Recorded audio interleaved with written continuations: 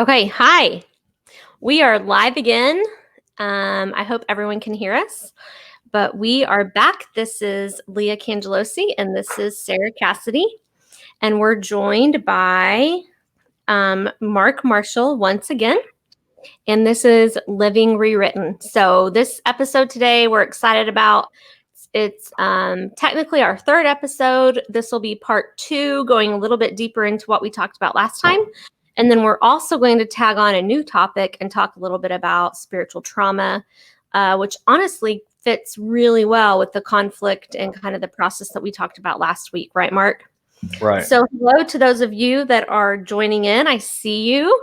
If you have any questions or comments at any time, this is a dialogue, so we don't want to just talk at you. We want to talk with you. So feel free to go ahead and ask any questions, comments, things like that you might have.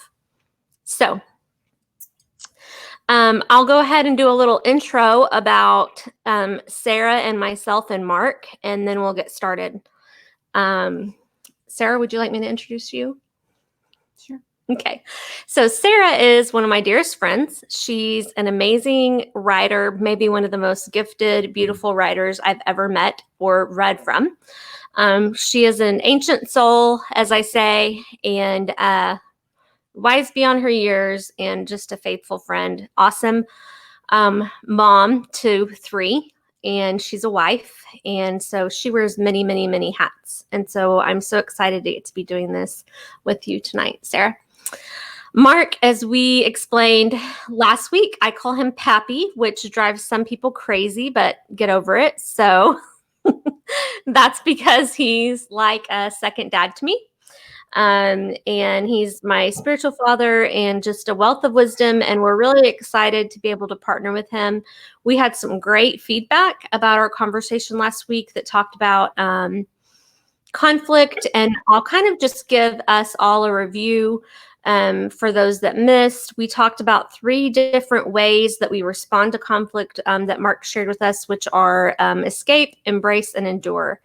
And escape is basically just, I don't want to feel the pain. And so sometimes that's when you'll see us walking in a process of like self-harm or destruction or addiction or running to things just to avoid that.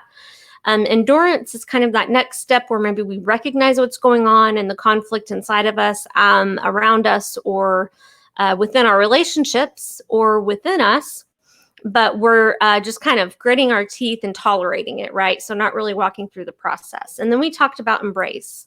And we talked a little bit about how embrace is the goal that we would like to get to in our process.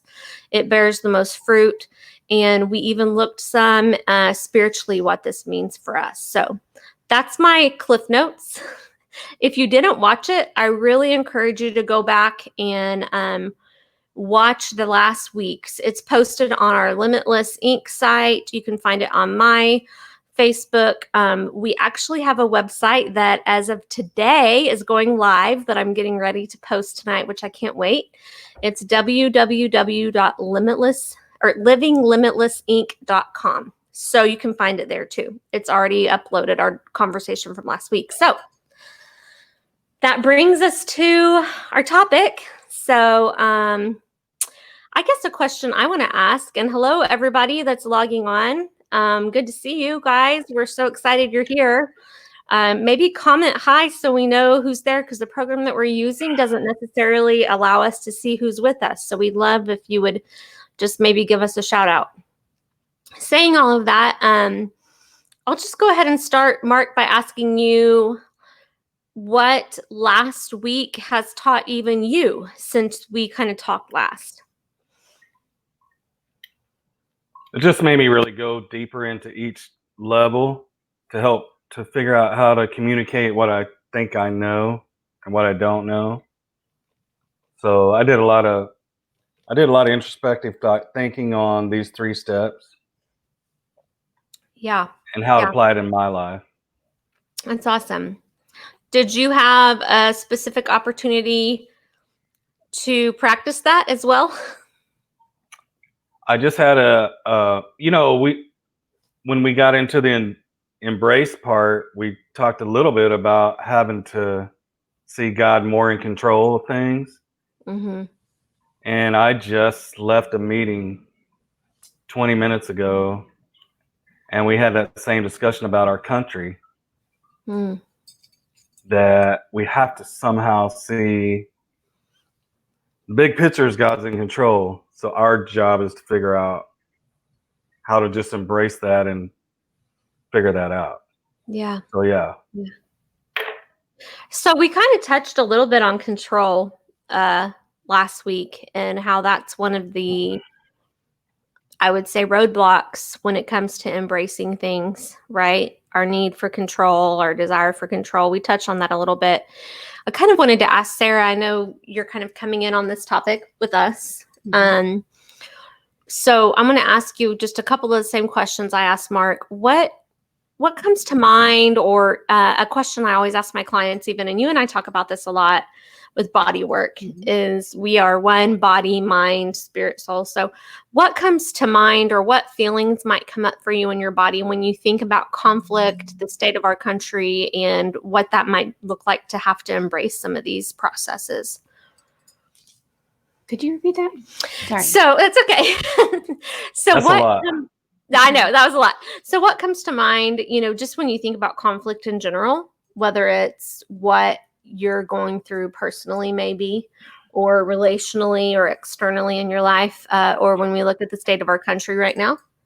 So it was kind of a twofold question is, what do you feel it in your body? For you, is it just a logical thing? Kind of, what does conflict mean for you, or what has it meant for you in your life? And I'll stop there and go to the next question next.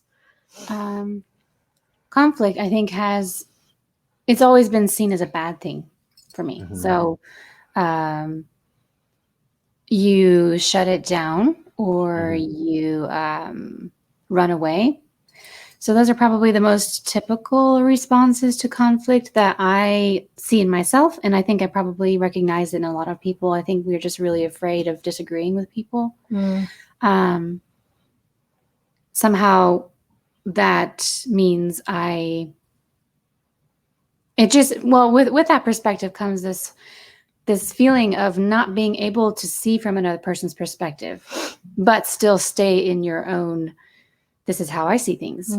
So it's either you run away, or you shut down, or you completely lose your own sense of your own values and just embrace whatever anyone else is saying, which is very stressful because then you're constantly jumping around and you never have any kind of security. You don't understand what your values are because you're constantly being determined. They're constantly being determined by people around you. So that's one way of avoiding conflict I've seen in my own life a lot. Yeah. I like that. I do too. What kind of So let me ask you this, Sarah. You stepped over into like conflict resolution a little bit, seeing the issue from another person's point of view. How do you hold? Because I think it's spiritual to hold both and not be either or. But how does that work for you to hold both at the same time? Well, if you don't have tolerance for tension, it's basically impossible. At least that's my experience. So one of the biggest things is it's uncomfortable, so it's wrong. It's kind of uncomfortable equals wrong. So that means I need to get rid of it, or get rid of it somehow. But realizing that the discomfort doesn't mean something is wrong. It just means that I like to look at it more like a lot of things are not like a flat piece of paper with just two sides, It's more like an orb where there are very many perspectives around the whole thing.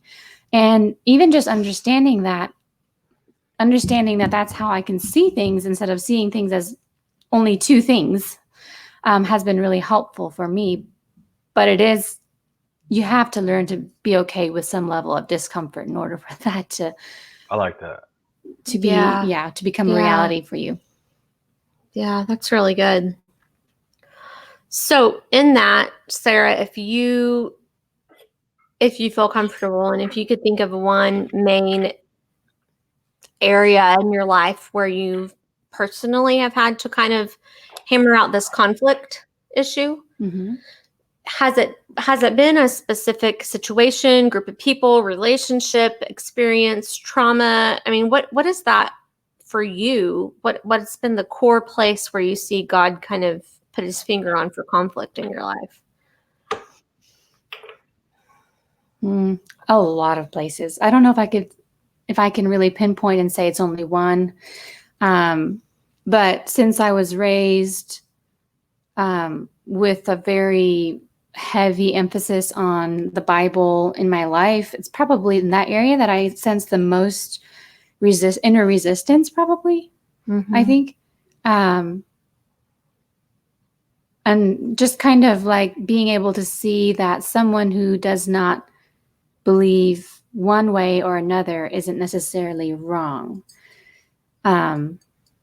And even though in my head, I know that, I've known that for a long time, it's still something where I feel this tension come up whenever I hear an opposing opinion, especially when it comes to religion or church-related, Bible-related stuff. I can have very intense reactions to what I see or hear. So that's probably where I hear or feel the most for myself. But I think also relationally, just in almost any kind of relationship, it doesn't matter if it's friendship or marriage or even, my child having a different perspective than myself. Because, conforming was what I thought was the right way to approach life, and Christianity and even family. Everything had to conform. And so when things didn't conform, that's where the tension happened. And so then you were taught not only to conform, but you were never taught there's this tension and here's how it's going to feel and here's how we live with it. Right. Was it stuff? For me, my spiritual background was anything that looks like conflict is the devil, and we just pray it away and we come against that in the name of Jesus. I mean, right? Yeah. That's just Satan. So for you, what were you taught about that tension or anything that would rub against that kind of mantra that you were taught? Okay, I'm not sure if this answers your question, but it's just something that kind of popped into my mind, is that we tend to think that unity means conforming, that we all see these things the same way. And so, but understanding that that's not actually what unity is. And I don't know that I necessarily know, like, I don't know if I can define unity in the way that I know that the healthy way of unity would be, but I have a sense of it now that I didn't used to have. Like having common, having core values that are the same, right. But that doesn't mean that our expression of those values are necessarily all the same. That's good. But yeah, I'm not sure if that answers. Well, I like that because the early fathers, they didn't strive to define God, because if you define him, you can find him. So the early fathers had an apophatic approach to it, which means negative theology. And so in describing God, they would always tell you who he's not, so that you could discover who he was on your own. And that's what you're saying about unity. Right. So you don't have to define what it looks like, because if you do, you already you can find it already. Right. So it's important that we approach it from apophatic, that we say, this is not unity. This is not what unity looks like. And let the unity evolve and reveal itself. So that's what I thought of so it's good that you don't define it, honestly. Wow. That's actually really good. Very helpful. That we have to be familiar with what it's not, and we have to react to what's not, so that we can discover in a real sense what unity really feels like. Like, we're going to be in it before we realize we're in it. That's how God works. Right. So I like that. I like not defining it. We as Americans, we got to know the ins and out of everything. So, and living life and living in God totally just the opposite. Mm. So that's what they did. They would never define God is this. They just said love and light. I mean, Mhm. but they Yeah. would they had a whole theology built around what he's not. So That's so I good. like that. Yeah, I like what both of y'all both. I just sounded so Oklahoman. Both what both y'all are saying. But y'all, Both y'all's. If it was real Oklahoman, I would have put S on the end, like when my grandma used to put Walmart's instead of Walmart. and Doctor, yeah. Yeah. But that kind of takes me to this next point. And I want to go back. We can go back into the escape, endure, embrace, but especially while we have Sarah here, because she's got so many things going on in her life and we don't know when we might get to have her back, might be a while. But just from both of you, seeing Mark walk out his spiritual journey in such a way where I would say, not to be overly dramatic, but he was pretty much crucified, right? So I saw that. And then seeing Sarah as a good friend walk her journey where there was a lot of conformity and things like that and what she's had to learn. So here comes this term, which we've heard a lot about, but for a lot of people, it's just a term. So you hear things like spiritual trauma, religious abuse, spiritual dysfunction, you hear church hurt, those are kind of all these things that are in the same pot stewing, right? And I think it's interesting because conflict usually seems to be at the core of these. And we identified conflict as something that could be a healthy agent for change last week. Conflict is a good thing. We were taught in the charismatic world I was raised in to see it as a bad thing or as an attack, but then I realized that contributed to a lot of control, spiritual control in my life as well. So kind of both of you, and Mark, maybe you go first. Where have you seen spiritual trauma enter the picture as far as where did we go wrong as a church to allow that in, and what has its response to change or to conflict typically been? Why are those two? They feel really intertwined to me, and I need to unpack that. Well, for me, it was first of all, the church is birthed from humanity, and humanity has flaws. I've been in church 35 years serving it, and my really big issue was that we never were taught how to deal with conflict. We couldn't have a difference of opinion. And it goes back to what Sarah says. Hers might have been a forced conformity, but ours is a peer pressure conformity. But it's the same thing. Right. We used to have in the 70s or 80s, 90s. I'm old. I don't know. I grew up in the Word of Faith movement, which name it, claim it, frame it, whatever. And so we had confession police that. Right. So Sarah, you missed that. That was a good one. You missed it. And if you say anything wrong, like, "Oh my God, I'm not feeling good," they go, "Oh, I rebuke that, brother." It's like, yeah. Oh, I'm sure she's. So not only was I conforming, I couldn't even have a conversation about my realness. And so I'm slowly getting disappeared into this weirdness. Like the real me. I mean, yeah, I'm going to believe God loves me and is going to heal me, but I'm just telling you, I don't feel well. So we came from all of that. So we have the same story. But I'm finding out that a lot of people have the same story.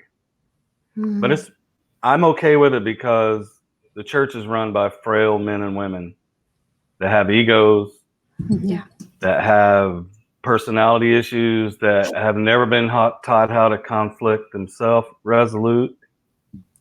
So my big issue was, I would tell, if we could just teach people how to see life from other people's opinion and really calculate, are we forcing these people to conform? Are we giving them their free will to, come into unity on their own? So Mm. so ours was real subtle. But that doesn't mean that it necessarily was less dangerous or had less was- impact. I think it was more dangerous Right, because it was so subtle. because we could not tell in the late 80s and 90s. You couldn't say I'm struggling with, Mhm. especially the higher up you get in to the ranks, Mhm. and so it becomes a really dangerous place. Mhm. So What do you, Sarah, hearing that, because I feel like that puts towards kind of some of what Mark and I walked through, and I can share mine here in a little bit, Mhm. but to what you feel comfortable with, what was it for you? What was that experience like? I think it's an experience of becoming the mask, mhm. becoming, this persona and becoming an actor instead of being a real human. So basically, you're divorcing humanity from your soul. So they're not, there's no congruence. And so they just end up splitting, which creates a conflict of itself within ourselves, which we don't know what to do with. And, Does it make you in a duality mode? Yes. Mm-hmm. Yeah. So you start seeing everything in the us versus them, it's just one or the other. There's no spectrum. And so gray. that creates Mhm. I think that creates a lot of inner stress. But then, of course, we're never allowed to talk about that, which Right. creates more stress. And then, it just becomes this cycle. Mm-hmm. So, yeah, I mean, what would it be like if people were able to just be very honest Mm-hmm. about where they were at? Mm-hmm. And that's not to say that we're not, we don't want to also encourage personal responsibility, but just, we can't even get to that point if we're not able to be honest. Right. First of all. Or even being respectful for the culture of the church or whatever. Right. Yes. I just want to say this is where I'm at. Mm-hmm. And I don't want to be judged for it. I want to be helped by it. Right. It's Mm-hmm. I have some really good church friends, and they're really working on it, and they help walk people through some really weird stuff. So I can testify to that. Mm-hmm. Mm-hmm. That wasn't my experience. Yeah, I think for like, not to age you, Mark, but Sarah and I's generation. Thanks a lot. Because last time I checked, we're not in the same generation. So, we're one in spirit, right? Right. But I think for us, it was just this external behavioral modification, and you didn't just see that in the church. You then now can see how that was adopted by the recovery world, the addiction world, the medical world, all of this behavior modification. I think what we forget is we forget to care for the heart and the roots and the soul and the person, like you're talking about. But beneath the layers of all these things is a created being that is actually sacred, right? So that was backwards from what I was taught. Part of the spiritual trauma I feel like that was passed on in my life was the concept that I was bad when I entered the world. I was already flawed, and now I better get cleaned up, right? So, or we confuse it with wherever you're at, come to God. We go to these youth rallies growing up, or these conferences, and just as you are, come just as you are. And then what follows after that is, but don't ever mess up because you'll backslide, right? So, talk about confusion, I think. Yeah. And so I talk a lot about this with my clients, but I think what happens is we then naturally respond to this kind of spiritual trauma with is what I call a copy and paste kind of process. So whatever Sarah might have told me as a church leader when I was growing up, that becomes what I copy and paste onto the face of God in my life, right? So then who he was through her is who he's going to be to me. Just the same as who he is to me is who he's going to be through me, right? Mhm. And so I think we've lost in translation so much his nature, his purpose, his actual heart, because I believe we have a body that I was reading this amazing book, and it's all about finding God in our flesh and bone, and how we can't really separate out our soul and our mind and our spirit from our bodies as well. And when we, and you see that in scripture, and I know a lot of early fathers truly believe, when you partake of the Eucharist and all those things, I mean, there's a transformation that happens on a physical level. So, this book was talking about how our churches have lived in a state of autoimmune disease where it's begun to attack itself, and we call what's holy unholy, and what's healthy we call it sick. And so that's kind of the way an autoimmune disease works: is we attack our own cells, right? We attack our own body, Mhm. and I think that really hit home for me, because for me, the spiritual trauma that I grew up with is do this or blank, blank, blank, right? Because it goes back to our family trauma, which is we have family mythology and family rules and mottos and worldviews and things like that that are passed down, that they exist to uphold the current dysfunction of the generations of our family. And I think we've passed that down in the church. Does that make sense? So, some of those things are kind of the same sense. Don't go beyond these perimeters. Don't discuss him like maybe he's a little bit human or understands. Let's not bring in our mess. Let's shove this under the rug. Let's copy and paste, because otherwise we'd really have to look at what really lives inside of us. I don't know if I'm making sense, but I think that within itself is a conflict that we haven't learned to endure or embrace by any means. We're escaping it by continuing to just attack ourselves. Right. Does that make sense? And yes, it does to me. And one thing that comes up, I think that you and I both probably understand because of the era that we grew up in, was the whole purity culture.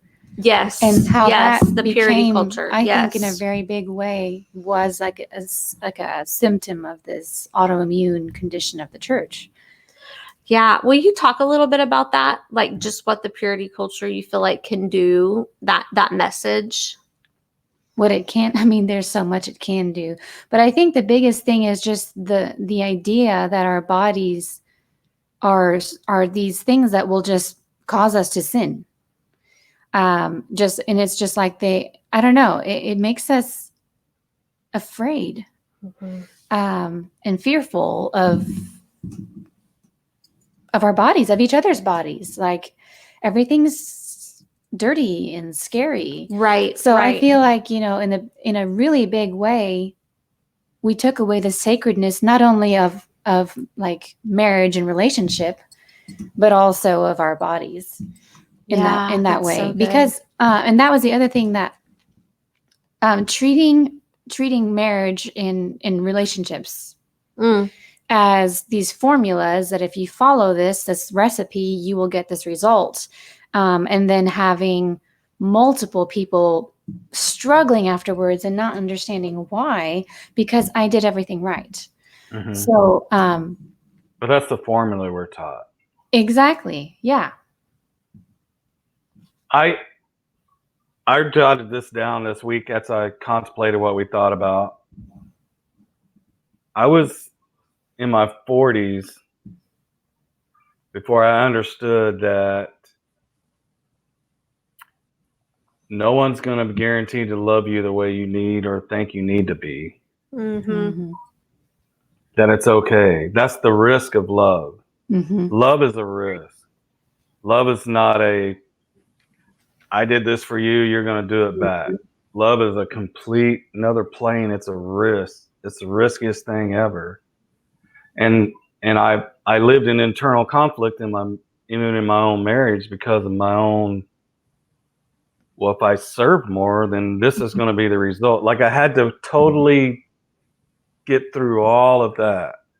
But I was in my 40s until I realized love is a risk. Mhm. and people may not always love you back the way Mhm. you need them to or want them to. Mhm. Right. And then I was in my 50s, which I'm old. I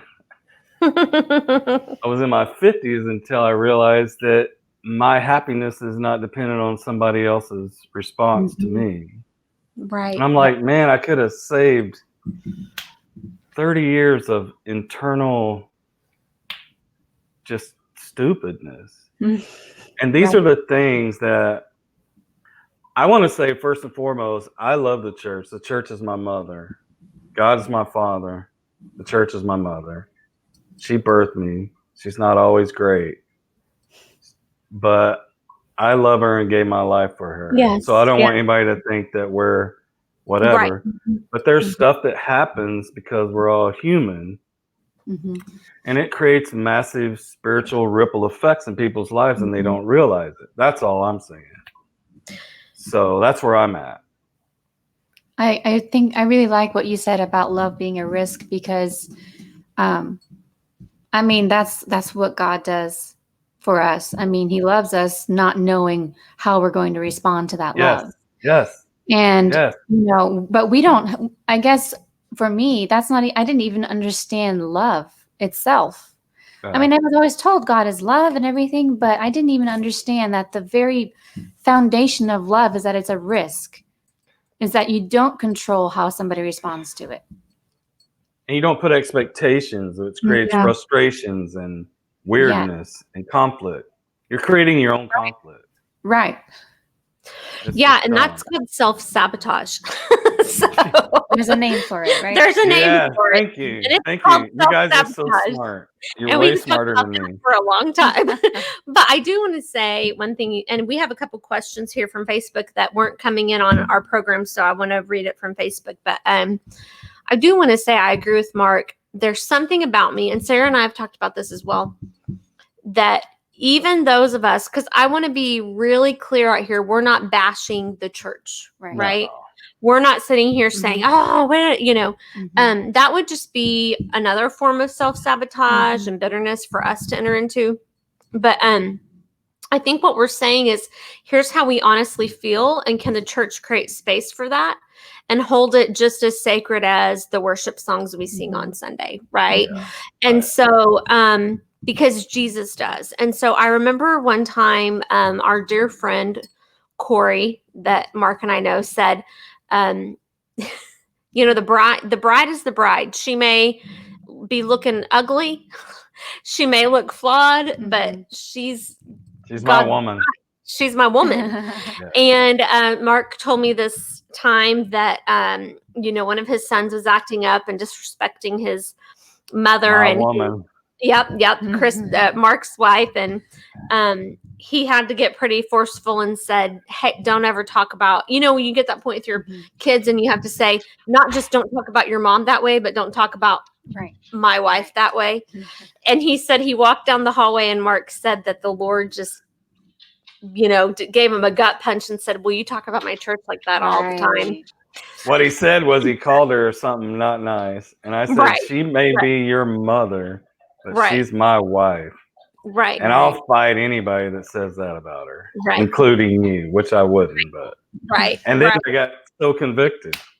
Yeah. And then it's like he turned the corner and God was like, well, hello. So we definitely don't want to be doing that. But I think what's important is I cannot turn my back away from the church. Right. I have tried. I completely agree with you on that. Yes, it is. And Sarah and I have talked about this. Mark and I have talked about this. It is in me. It's a part of me. I feel called to it. I have a love for it. I love the church even when it's so flawed, because guess what? It has loved me so many times when I'm so flawed. Right. Right. So I just wanted to put that in there because I know I'm Sarah's glad you walked did. through that as well. We have a couple questions here.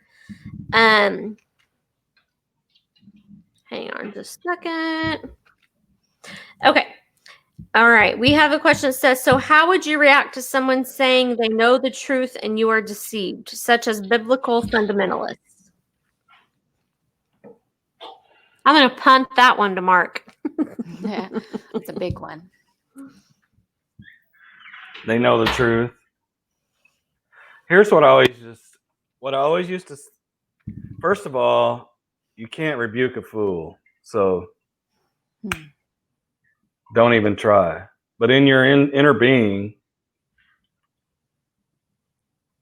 I think you just have to understand that there's a lot of things we used to do when we traveled all the time. I mean, I don't want to speak out of turn, but there are a lot of miracles and stuff happening. Yeah, there were. And people used to say, well, that's not God.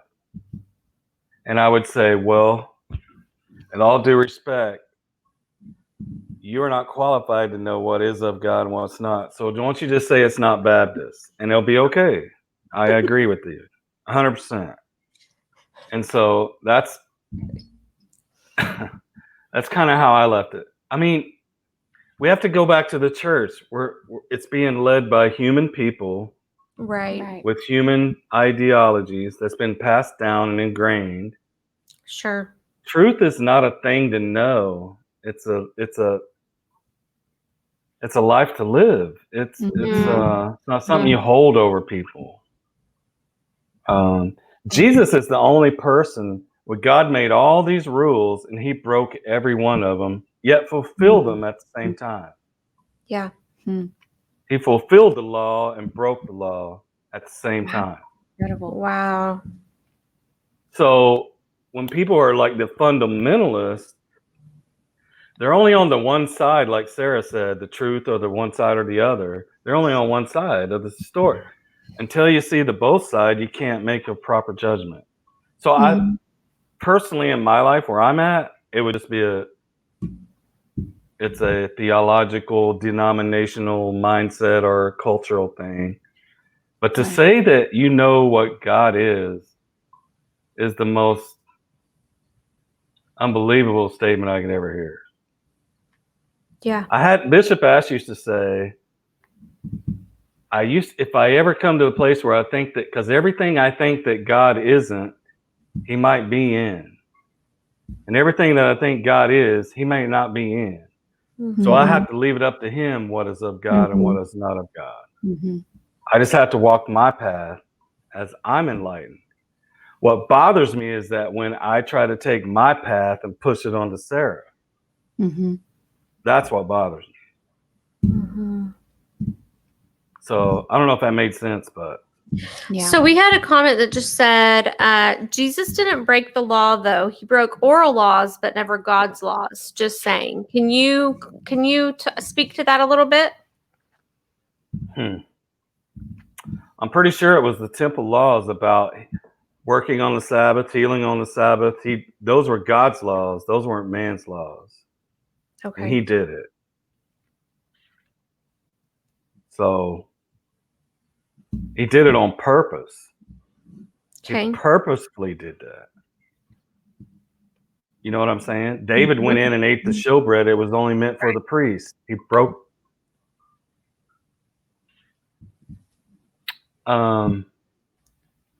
It's just sad to think that someone could keep all the laws and they keep everything's good with God. It's like God's more. There's a series on my iTunes account called The Humanity of God. And that's what we don't get. That Jesus is the humanity of God. So,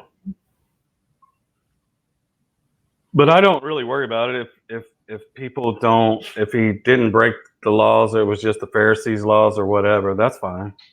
I'm okay with it. Yeah. Yeah. What was the original question again? About Chris or the one. Sorry, hang on. I've got some coming in, so hang on just a second. The one about how do you react to someone saying they know the truth and you were deceived, such as biblical fundamentalists. I mean, that's conflict right there. So it just makes me think of the conflict thing again, and how maybe I like I said earlier, my tendency is to shut it down or run away, make it disappear. But there are also people who love to debate, and not just debate, but argue and really prove their point. Yeah, I mean, I think and that's not necessarily helpful either. Not saying that we shouldn't debate, but I'm just saying it's not necessarily helpful to sit there and now I'm going to make you see my point.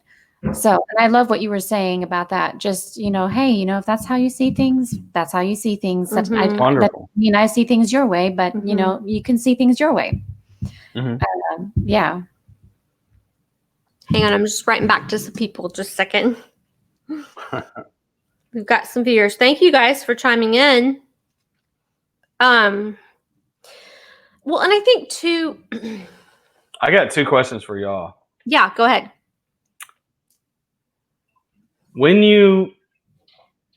Because when we talk about escaping the conflict, like what you said, Sarah, Mhm. avoiding it or shutting it down, Mhm.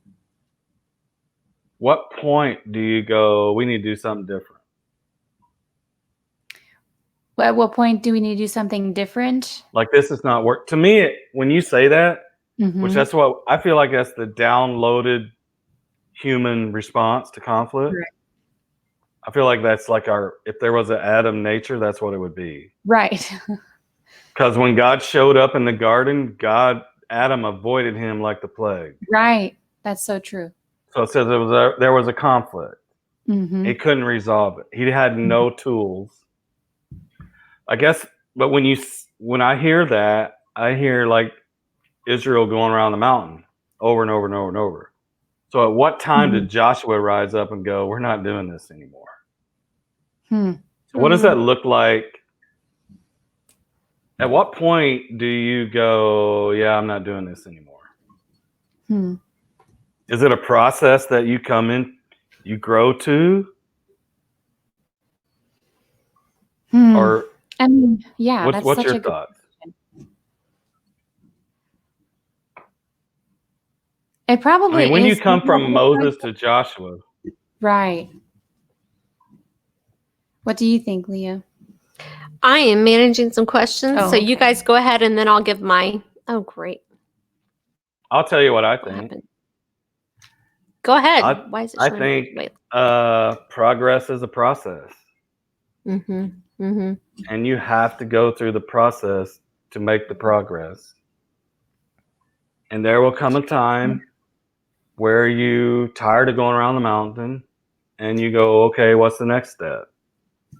And you come into endurance, which that's what I call awakening, which you have a revelation that this is not working. Mm-hmm. Mm-hmm. I'm astounded at so many people that keep Mhm. hitting the rock with no water coming out. I'm just So this is something that comes to mind, and I've talked about this in group. Mhm. I've shared this with Sarah, but I call it the dry well relationship. So you have a well, which I say very country. If I don't say well, then I'm saying whale. So I mean WELL, okay, people? And it's one of those relationships where you lower your bucket or your pail down, right? And you're just hoping for some water to come up. And every single time you put yourself down there, you get vulnerable, you get deep, nothing comes up. Oops, my earring fell off. Nothing comes up. okay. And one of the things that I've learned is acceptance, which I think is part of embrace. Is I have tried to escape those relationships. I've tried to endure them. Mhm. I've even tried to be the one who comes and brings water reserve to pour in the well, but I realize it's really my water that I'm pulling back up, right? Mm-hmm. Well, then you have embrace, which says, you know what? This is a dry well relationship. Mhm. And this is what we don't know how to talk about, or what we don't like to talk about, especially in the church, is this relationship is no longer feeding me or giving me drink. And I keep coming back. And then every once in a while, there'll be an earth shattering storm, right? A catastrophe, something that happens. Wow. And I keep thinking, now there's going to be water at the end of that well, right? So I go back, lower my bucket, and guess what? There might be a drip, there might be a drop, it might change for a week, but nothing's changed about this dry well. And Wow. so I love that analogy because I ask quite often, my friends or in our group, or I've had friends ask this of me, is this maybe a dry well relationship you're trying to restore here? I like it. And what I have found, and when I think about it, it brings me to the story of Jesus at the well with the woman, right? He knew everything already, but he still took the process of relationship there. Mhm. So if I am the only one doing the work of the relationship, digging the well, looking for the water, waiting for it to rain, coming back to that well, coming back to that place, that's a sure sign that that's a one-sided deal, which just might not have anything to do with what we're saying. It probably doesn't, but I feel No, like it's perfect. I got it. I think it's Keep very- going. I got it. So, when I go to the well, does it tell me anything about myself that I didn't already know before? No, Right. no. Because the whole goal is she showed up at the well and she met somebody who told them about herself and the things she needed to know, which she already knew, but she's been looking for her whole entire life. Yeah. To me, that's the key. That's the key to progress, to process, to those relationships, to the relationships that are going to feed us, fill us, that are going to bring fruit to him and what he wants to do. Mhm. There are some times where I try to go back and dig up even wells that I have buried. And there's nothing there. It's like that broken cistern that the word talks about, right? And so for me, it's what is this well of a relationship telling me about myself? I'll use you and Sarah as an example. It's very much a reflective, reciprocal relationship where I'm learning who I am, even if it's stuff I realize I already knew, but I didn't know I knew it until later, right? I just needed somebody else to tell me. Right. Because I guarantee you, she knew all those things about herself, but she needed Mhm. somebody else to tell her that. Mhm. So I call that a reclamation. It's like a reclamation well relationship where he had to remind her of who she was and where she was to get her attention. Does that make sense? So And how she was drawing water for other men. Right. Mhm. Right. But he said, if you draw from me, you'll drink yourself. Mhm. Pretty profound. Exactly. Yeah. What were you I gonna like add? it. So I mean, I love there's like this process. I love that you mentioned the process because you get tired, but we're human and sometimes we only learn through repeated failures, repeatedly going back to something that doesn't work. But I think a lot of people, the frustrating part is how do I get to the awakening? Because they know that's good. they know that something isn't So right, good. Yeah. but they don't know how to get to the awakening where there is a real what's the word? Revelation, like a real revelation. Mhm. So, I mean, like, I think that the process, people, so often when you say, well, you just need to like really go into the process, but to them, that's like, I don't know what that means. I don't know what that looks like. Do we have Mhm. something practical, Mhm. that can kind of guide people towards that? Well, the first phase of awakening is awareness. I love that. And in the spiritual discipline, awareness means I know something needs to change. I just don't know how. Mm-hmm. And that's the first phase, what you're saying. Right. So I talk to people all the time, and and what y'all don't understand, when you get 20 more years older than you are now, or 30 like me, these intervals are going to get shorter and shorter. Your tolerance for avoidance gets real short. You know what I mean? So you just dive, because your time is so short, so you just dive right in. Like, my issue with conflict is that every conversation I ever had or accusation of conflict, I've said in rooms for years, people accused me of everything and misread me. And I was probably a mess. I was zealous.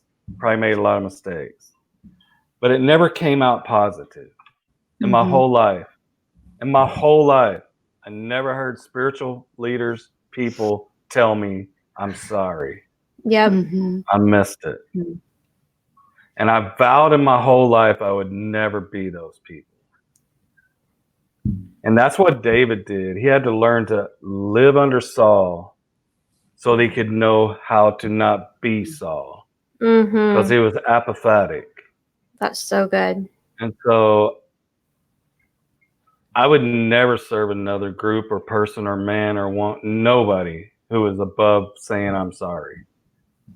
And I don't recommend anybody doing it, because that's not being part of the process. It's like they're Right. way out here and you're down here. Right. So I just won't do it. But I want to speak. I don't know what our time is, but I want to speak to what awakened me to go from escape to endurance. Okay. Is that okay? We got Mhm. time. Mm-hmm. We What have a awakened? couple other comments, and then after that we'll wrap up. So you're good. So what happened to me was I finally realized through some revelation knowledge that I had to lean into the conflict. I couldn't avoid it. Mm-hmm. It was super uncomfortable and it was super scary, which is not fair because I was of the purest of heart and I'm the one feeling guilty and I'm the one feeling flawed and I'm the one feeling like something's wrong with me. Mm. So we would have meetings, church leadership meetings, and the meetings would always go like this. We're having a meeting next Monday about, and they wouldn't even tell you about what it's about. So you're torturing yourself for a whole week. Mhm. Like, Mhm. Jesus, Mary and Joseph, I would not do that. I tell people, we got a little issue. It's not bad. It's not a big deal. Before I even tell them, I diffuse it. And we're going to talk about this, this, and this. Right. Right. Every meeting, I swear to you, was we're having a meeting next Tuesday. Be there. Like, you have no idea. And I like- swore I would never do it. Seriously. And so what I learned was, in a mystery, I heard the Spirit tell me, what resists you will lift you. Mm. And so I realized an airplane, when it's taken off, it actually creates speed, but it puts its flaps down and it resists the wind that's coming against it. And if you do that, what resists you will lift you. And what I Yeah. learned was, if I entered into the conflict, I could be lifted above it. That's good. And I could see it for what it really was. I wasn't Yeah. submissively beaten down by it and fearful of it. I just went right into it. Mm-hmm. And I would say, like Leah last week, people that just want to argue and get their point across and don't want to understand my point of view, then that's fine too. We don't need to have a conversation. That's not Right. conflict to me. That's Right. your Right. opinion. Right. And we have a massive spiritual problem in our country, but we're all dealing with it. I told the man today, we have a massive spiritual problem in our country, and we're trying to solve it with arguments and human Right. technology. Mm-hmm. It's not going to happen. Right. So I learned if I leaned into what resists me, it will lift me. And I learned that to be true. And so now my tolerance for escapism only goes so far. And then I go, look, we got to talk. I can't do it. I'm too old. I got less life than what I've already lived. And I don't want to do that. Mhm. So I wish I'd have learned it 30 years ago. Yeah. It's nice because I always feared conflict because it always never turned out positive. Mhm. Right. Never. My whole life. 35 years. Mhm. Never. Well, I think our biggest fear of conflict is rejection and abandonment.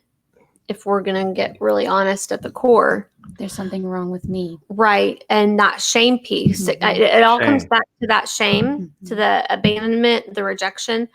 But And that if gives we're control to the right, other side of right. the point of view. So if we're looking at it systemically, even from a system or a church or organization or body, kind of like we've talked Mhm. about, or a group of people, then I risk losing the acceptance of many that I love. But I have Mm. found that if I'm willing to go to the place of rejection and abandonment and embrace the process, one of two things happen. One, the relationships that can withhold the fire stand always. Mhm. Two, I realized that I was clinging on to an idea that was something that was a unicorn, Mhm. right? Mhm. So Mhm. I didn't need it anyways. And I love Mhm. some of the thoughts. I love that's what you're saying here, Mark. Some of the thoughts that we have is Michelle Bish says we avoid conflict for fear of rejection. Yeah, absolutely. And we have some other people saying empty buckets and dry wells. Wow. Breadcrumbs. Boom. We have other people saying amen. I'm already there, brother. It's given them too much power. Power is from God. Love it. Yeah. So I think, and we have even just more people. You can't see it on here, but on here we just have more people logging on and logging on. And I think people want to be empowered. And it's really easy to say that's a generational thing and your empowerment comes from yourself, and that's false. But I don't see that. What I see is people wanting to be empowered by something greater than themselves, that's authentic and that's communal and that's not isolating. Mark and I were talking about, you've heard me talk about my definition of isolation as a fear-based act of hiding out. Mhm. Mhm. Who wants to do that, right? How much isolation have we had in COVID that's a fear-based act of hiding out? Mm. A lot. Wow. A lot. That's so significant. So significant. And if we think that that doesn't translate into our churches, then we're crazy. And so I admire those. I think of people like Pastor Dick, who's a dear friend of ours in Kansas, who embodies the concept of all of you are welcome here and all of you is welcome here.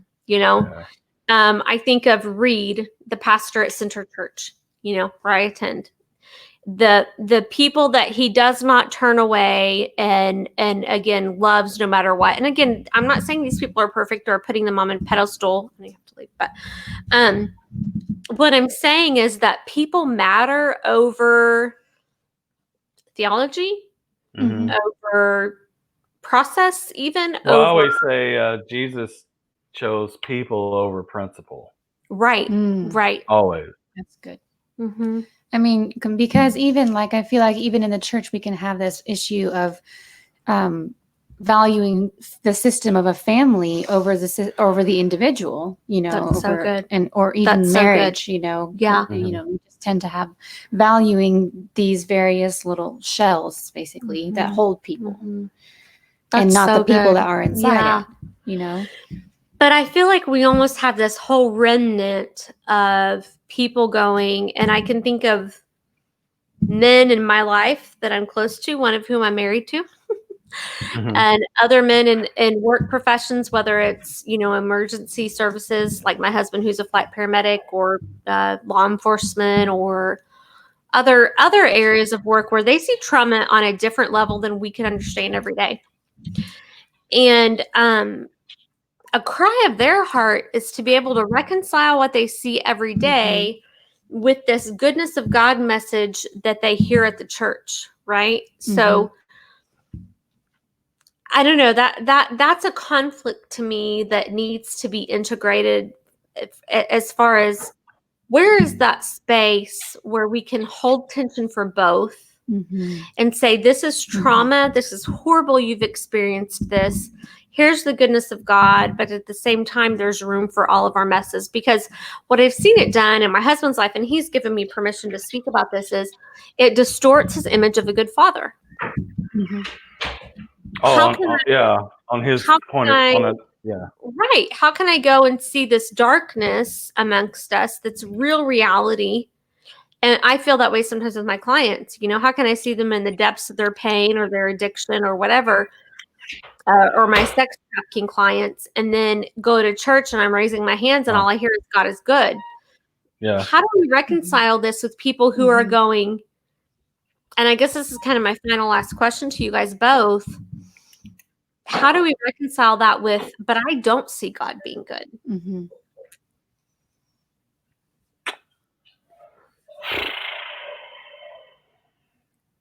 Well, Yeah. go ahead, Sarah. I What think I was going to say was remember the parable of the talents? He gave 1 5, 1 2, 1 1. And the 5 invested his talents and got 5 back. And he said, that's great. Blessed are you. The one with 3 brought it back with interest. But the 1 talent buried it. I think it's in Luke something. Luke, don't quote me, but Luke, it's in Luke. Just look it up. But the one guy that buried his talent, when the master came to say, "What did you do with your talent?" He said, "I buried it." And the reason he said these words, "Because I knew you were a hard man, Mm. and you would require at least what you gave me back. Mm. So I wanted to secure it." Wow. But in the parable, Jesus said, the master said, "Well, take away what's his and give it to him that's been faithful." So God will take what's unfaithful. But what I see in that story is Jesus is telling a parable about himself and about God and about people. Mhm. And he says, this one guy says, "I knew you were a hard man." Mm. But Jesus did not correct him. He could have easily said, "But sir, I'm a great man." Mhm. But he did not do that because Mm. God will let you view him as you think he is. Wow. As a matter of fact, God is only who you think he is to you. That's why arguing about God is the dumbest thing ever. I love that. Because he can only be to you as you see him. Mm-hmm. And so it's always been on my heart. Like, I asked God, like, this man that buried his talent said, "But I knew you were a hard man." Well, in my heart, I'm like, man, God's not hard, man, like that.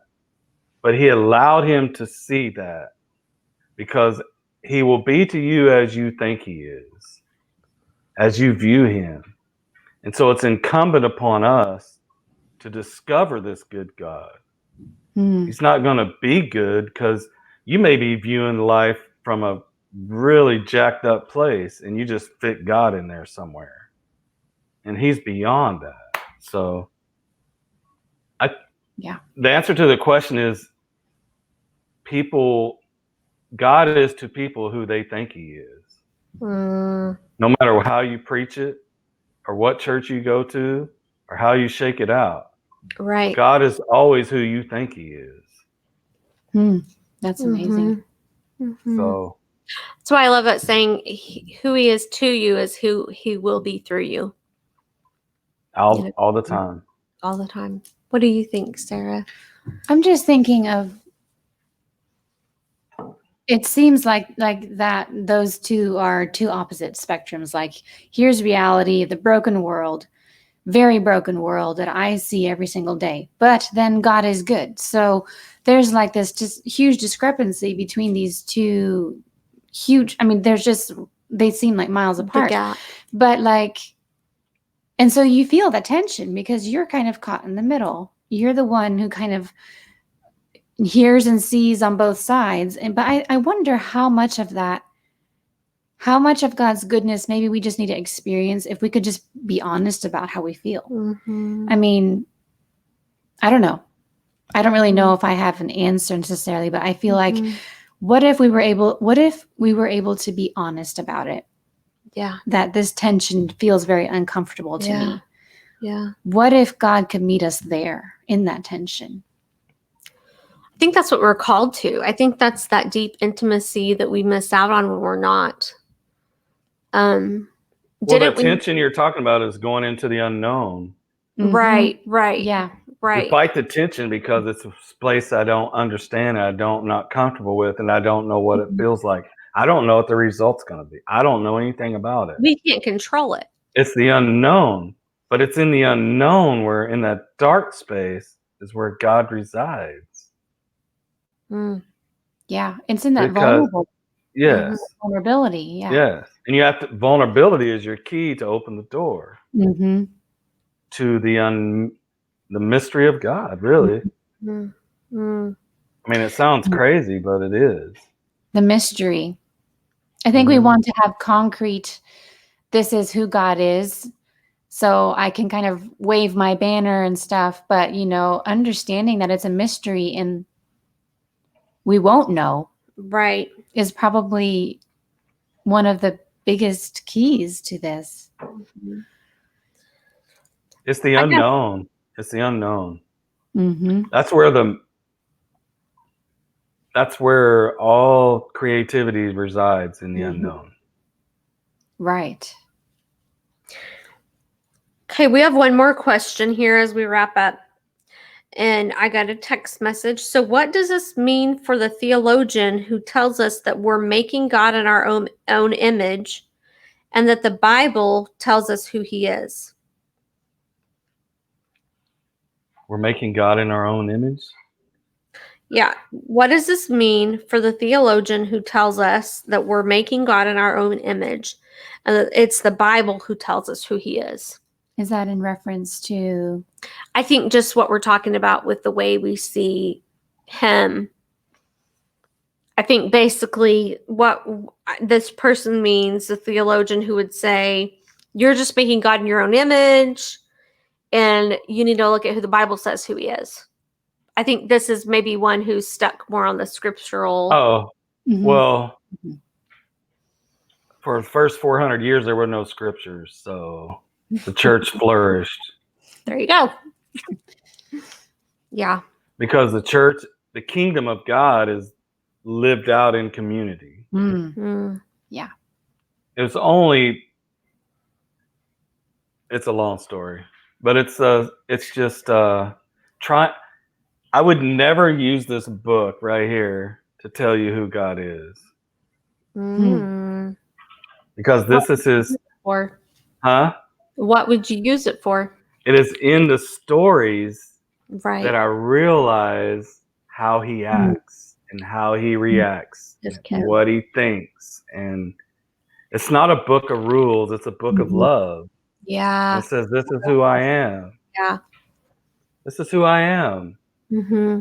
Mm-hmm. The best day of my life was in like 1984. Yeah. I was a real young preacher guy on fire, and I preached like craziness. And I had a real dear pastor friend of mine that I love very much, and he pulled me aside and he said, "You're a really good preacher. You articulate it perfectly, but," he said, "you're too hard. You're just too out of touch." He said, "I recommend that you read the red letters." Mm. Mm-hmm. And I You read told the me red letters for like 6 months. Mm-hmm. Changed my whole life. Yeah. Because I saw a picture of Jesus that I never saw before. Yeah. I saw how he interacted with people. Yeah. And from that point on, I realized that my spirituality has to be about people, Yeah. Wow. not about principles. My Wow. spirituality has to be about people. So I'm gonna write that down. we need to have a red letter revolution. Hmm.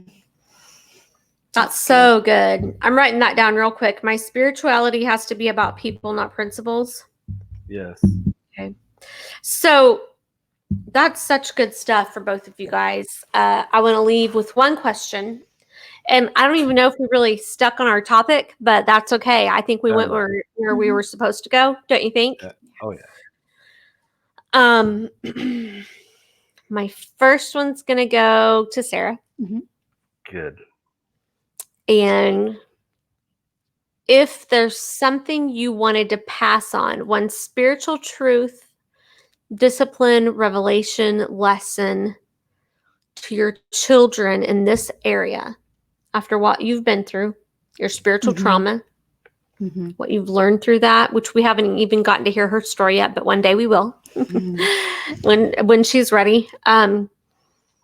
All of those things. What would be the one truth, that one legacy truth that you'd want to leave behind for them?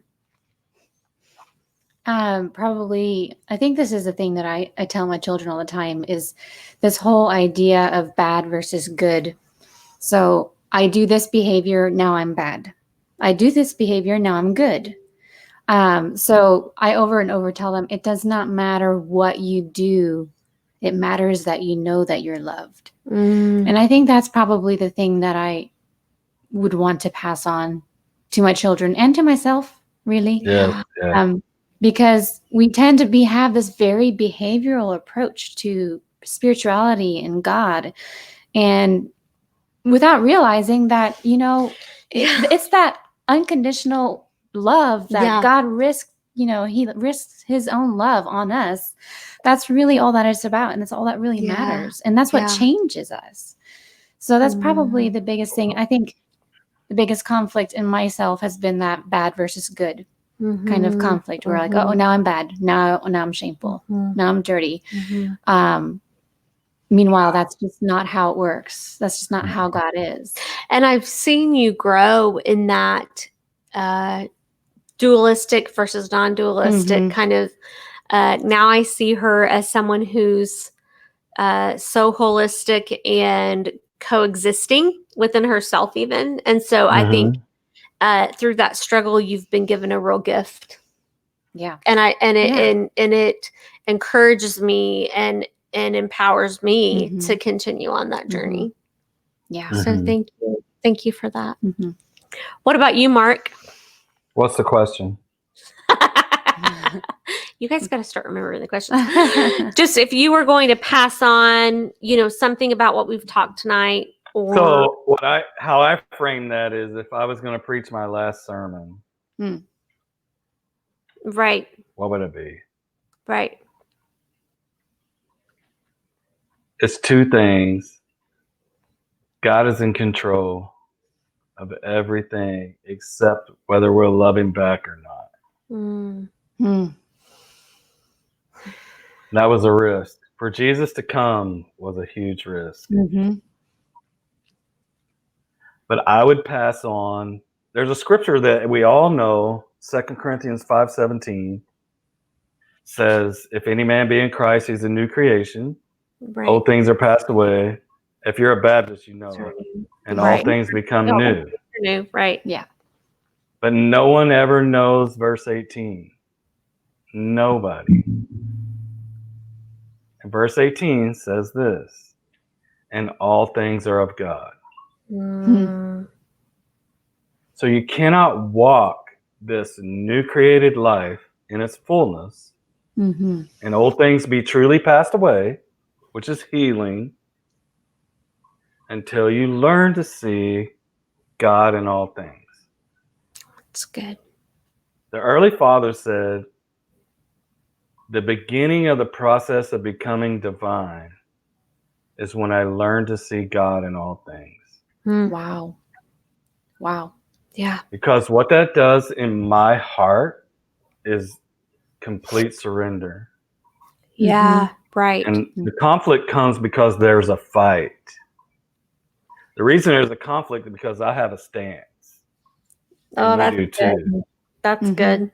But when you surrendered, there's no fight. Yeah. People don't fight with people that don't fight. That's so good. Yeah. So I would pass down 2 Corinthians 5:18. God is in all things. Because that's what I've been trying to do for the last 15 years. Yeah. Wow. It's not easy. There's no answers. I have to know it's true. So that's what I would pass on. Yeah. What about you? Are you? What about you, girl? Yeah. Ask me. Somebody ask me a question. Ask me a question. Ask you a question? Oh, Yeah. that's easy. And then I'll end it out. Yeah. Talk about, just for the fun of it, I'm assuming I had 2 girls that work for me. They're amazing people. They're part-time and they're just amazing.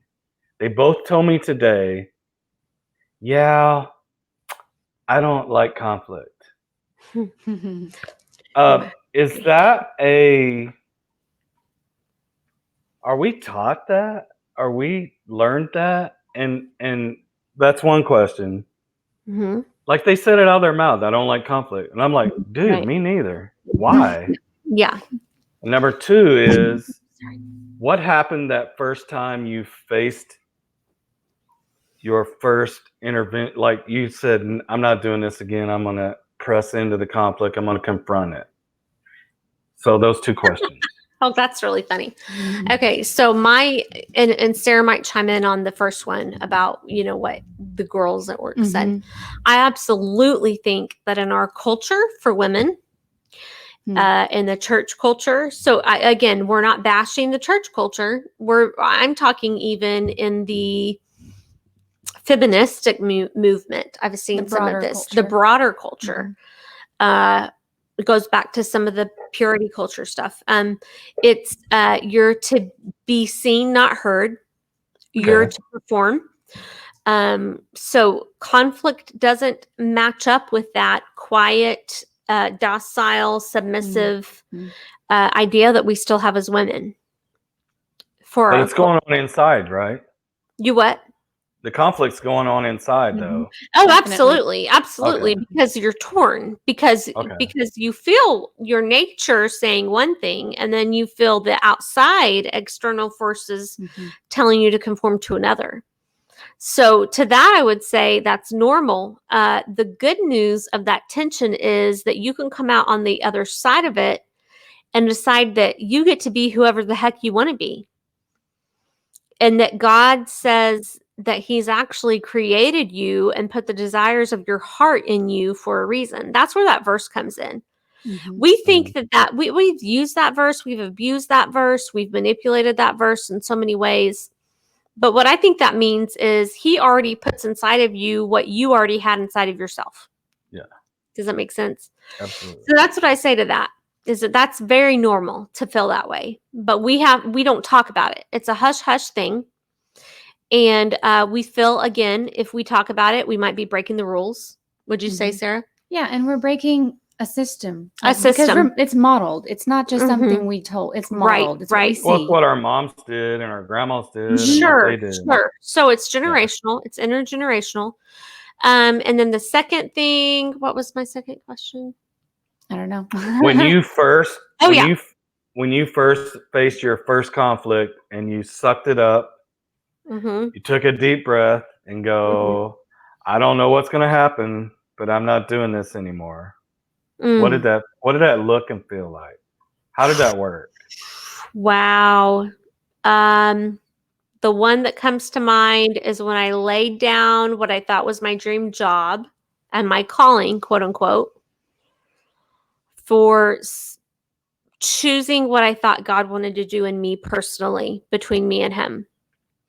So essentially, I chose relationship over ministry and calling, which included disappointing a lot of people, disappointing the board that I was serving at the time, disappointing my family, and saying, in a way, I was the whistleblower on a lot of the trauma that had been covered up for our family and for so many years. So a lot of times when you do that, you automatically go into the scapegoat role, which then follows a dying process. So what did it feel like? It felt like death. I'm not going to lie. But the liberation that has come from that has been unbelievable, because what I feel like is, for the first time in my life, I'm living in my own skin, and I don't crawl in my own skin. I feel comfortable in it. I feel curious about the feelings that do come up. I'm not perfect, but I embrace the process in a way that I never did before. So the gift of him revealing himself to me, through me, and in me was so much greater because I said no To the to system. exactly, Mhm. exactly. But you had to come to that point, right? Right. And it usually involved some self-sabotage to get to Was that it point. scary? Oh, absolutely. That's scary. You were there. It was the scariest moment of my life. I basically ended up in just the short terms, I ended up in detox, which was funny because when you go to detox, people expect you to have a positive drug test, and mine was all negative. Yeah. So try that one out. That was interesting. So That was a setup. I It's a setup. I literally went to jail in a Yeah. sense, but I don't regret it because I learned more about myself and more about who he is in me. And it was freeing to go, you know what? I have disappointed all of those around me, and now I Mhm. finally get to redefine. So you're like you broke something. Yeah, living rewritten for That's what awesome. God's really. Mhm. So that's my answer. Mhm. But you couldn't rewrite it if you didn't enter the conflict. Mhm. No, I had to show up and be there for the conflict. Which is so uncomfortable. So I guess what I'm saying, what would you tell to the people that they're just in internal conflict, they're in relational conflict, but they've never bucked the system. But they feel it in their heart they've had enough. So what do you say to these people? I feel like Sarah's had some real systematic buckings that have gone. Because I think people feel that way. I talked to a Mhm. lady today that's just over it. Like I don't want to please everybody for the rest of my life. I Right. want to feel me for once. Mhm. Right. So what do you say to these people, Sarah? Well, probably for me, the biggest thing was I thought about one day I'm going to look back on my life. What do I want to feel when I look back on my life? Do I want to feel despair? And no, I didn't. And so I think that was more or less I was just like, I think it's my tendency would be, well, life just happens to me. There's nothing I can do about it. But realizing that I have to start making my own choices. I have to start making choices that are not going to make everybody happy. Right. And, but the motivation behind that was that one day I knew I was going to have to look back on my life. And did I want to look back on all these years of making everybody else happy, but then having no authenticity in my own life? Yeah. Does the Yeah. urgency get more when you get older? yeah. Oh, Very much. absolutely. Yes. Absolutely. Yeah. But I think we have a generation that's rising up. Like you talked about the Thomas generation, which I know we don't have time for tonight, but I've been thinking a lot about that. And I think we have a generation that wants to see the real and witness Mhm. Yeah. it. And once they've witnessed it, they know who they are and they walk in strength. And so I think that's what we're on the brink of. Maybe because of people like your generation that paved the way, and then you have Sarah and I's generation kind of in this misfit tension. Mhm. And because our culture or our generation is learning to embrace the tension, that it paves the way for those Thomases who I believe are going to be able to go, you know what, this is the real deal, and this is what I'm about. So I think we have a lot of hope to look forward to in the process. Yeah. I was just worried because these are younger people that work for me. I just don't want them to recycle. Well, I don't like conflict. I like to please people. I'm like, no, you don't. You're just starting out. Let me help you. I can tell Not you gonna right now work. that's called codependency, and it's an addiction. So if you need me to come down and talk to them, I will. That actually is probably one of the biggest problems for women in general. Is I think. codependency, especially young girls. Yeah. I see it a lot in my clients. Mhm. Yeah. And maybe even just awareness about it, like asking questions, even like why do I feel like I have to make people happy? I'm noticing myself feeling this way. What do I do with these feelings? Where do I take them? How can I respond? Some practical ways. Yeah, because they said if you got Mhm. married and had kids, everything would be perfect. Hmm. Right, which didn't Just work. compounds it a million times. That's called Right. magnifying glass. Oh yes. Yeah, and then that's when you really feel the breakdown, because it Mhm. no longer works, because Right. there's just more and more pressure. Absolutely. You can't function. Which But is you don't I you learned- function in performance at that level? Oh, Mhm. performance, Mhm. or you just function out of default, Mhm. Yeah. which are exhausting. Mhm. Yeah. Yeah, it depletes your health. Yeah, and you're not just- relational. Yeah. You're not relational. So, well, I'm so thankful to both of you guys. I think this has been an awesome Mhm. discussion, don't you think? Yeah, it's been great. I hope. Oh, Mark. Pappy, you've been wonderful. Such a wealth of wisdom. I've gotten so many messages and comments I'm going to have to go back through and share with you guys later on my private messaging. And we have a lot to digest, the three of us. We could do that, we can figure Yeah. out how to do that. Mhm. But Sarah, too, I've gotten some messages about just your story and testimony and your heart and your authenticity. Yeah. She's awesome, isn't she? Oh Hmm. God. Straight up killer. Yep, I know. I'm telling you. So I love you guys. I know this is not the end. This is just the beginning of these conversations. And thank you to everybody who stuck with us through this whole time. And please, please, please continue to post your comments, questions, share with your friends. Share. Mhm. Share it on your Facebook. There's other pages that I'll put out there that we're sharing it on. You can share it on Limitless. We're going to put this on our website.